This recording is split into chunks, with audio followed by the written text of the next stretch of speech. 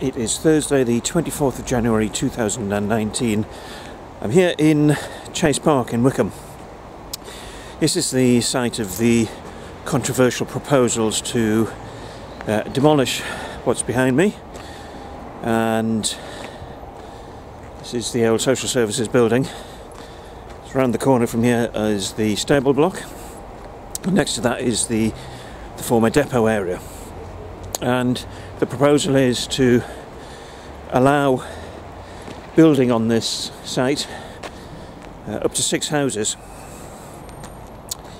and the council, as you can see, that's the stable block behind me. Now, this is all part of Chase Park, and we have been fighting this proposal for some time now, ever since it was first put forward, because we believe that this is parkland. It's part of the park.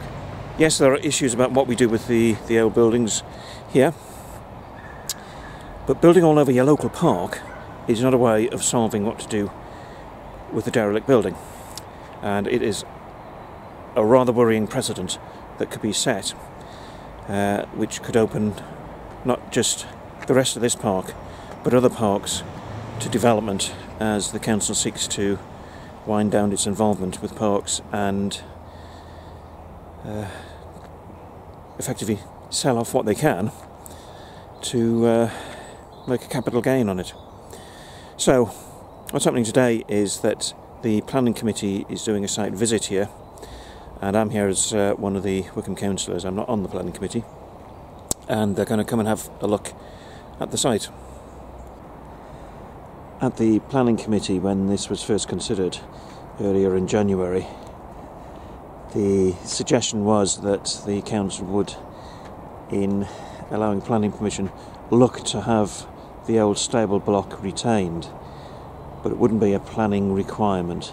So it could be that this last part of the old historic Chase house could be demolished as well. This is the Rectory Lane entrance to Chase Park, and this forms part of the site under consideration. So this would be the access, the road access to the development if it goes ahead. This is actually the busiest entrance into the park, and you see down there the gateway. That was restored as part of the £1 million Heritage Lottery Fund application in recent years, and the gate posts were restored last year. This is a single lane track into the site, so if they want vehicular access, well, they're going to have to, in my view, remove this embankment here as well. So again, one of the features of the park will have to make way for new housing if this is approved.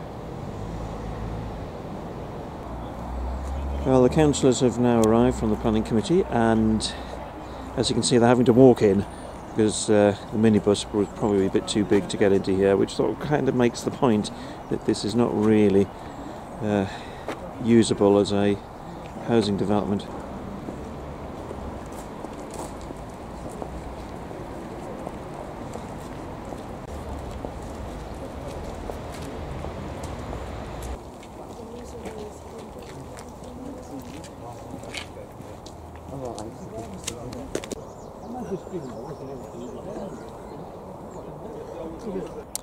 The site visit is now over, so what happens next is that next week, on the 30th of January, the planning committee will take a final decision as to whether in principle housing up to 6 houses will be allowed on the site. So that's a decision that they'll be taking next week.